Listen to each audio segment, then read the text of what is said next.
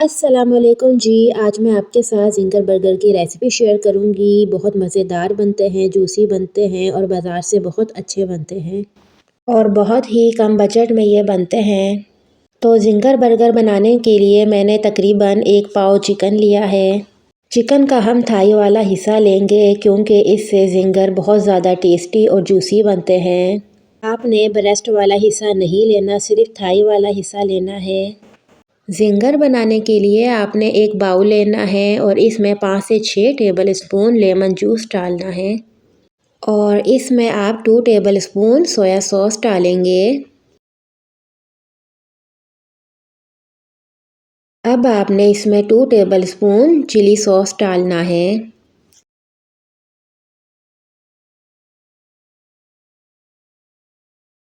3 table spoon chicken tikka مسالہ ڈالیں گے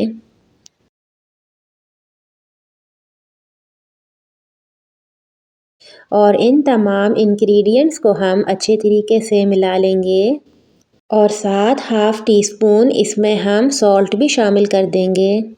اب آپ نے ایک تھائی کا پیس لینا ہے اور اس کو ایک ایک کر کے میرینیٹ کرتے جانا ہے۔ اس کے ساتھ اگر آپ نے میری ویڈیو کو لائک اور چینل کو سبسکرائب نہیں کیا تو پلیز لائک اور سبسکرائب کر دیجئے، یہ آپ کی طرف سے ہمارے لیے ایک انعام ہوتا ہے۔ زنگر سوس بنانے کے لیے 3 ٹیبل اسپون آپ نے مایونیز لینا ہے اور 2 ٹیبل اسپون چلی گارلک کیچپ لیں گے اور 1/4 ٹی اسپون آپ نے مسٹرڈ پیسٹ لینا ہے اور ان تمام انگریڈینٹس کو بھی آپ نے اچھے طریقے سے ملا لینا ہے۔ یہ ہماری زنگر سوس تیار ہو گئی ہے۔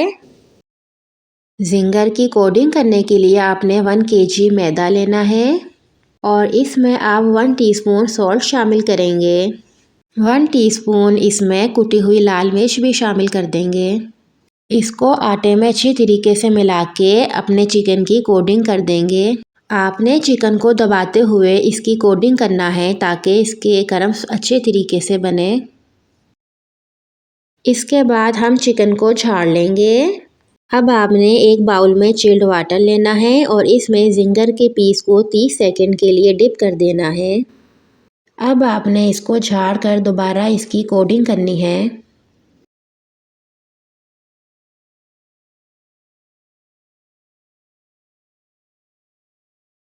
یہ دیکھیے کتنے اچھے کرمز بنے ہیں۔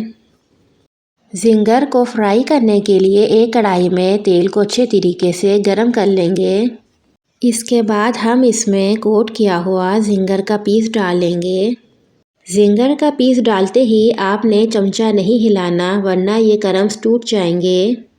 3 منٹ بعد آپ اس کی سائڈ تبدیل کریں گے۔ میڈیم فلیم پر اس کو بننے میں تقریباً 5 سے 6 منٹ لگتے ہیں۔ جب زنگر گولڈن براؤن ہو جائے تو ہم اس کو تیل میں سے نکالیں گے۔ یہ دیکھیے کتنا شاندار پیس بن کر تیار ہوا ہے۔ اب آپ نے زنگر کی اسمبلنگ کرنی ہے۔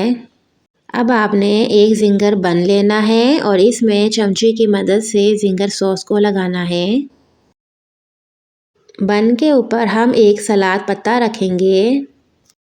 اس کے اوپر ہم ایک چکن پیس رکھیں گے اور ایک چیز سلائس رکھ دیں گے اور بن کے دوسرے حصے پر بھی ہم سوس لگا لیں گے۔ اس کو بھی ہم چیز سلائس کے اوپر رکھ دیں گے۔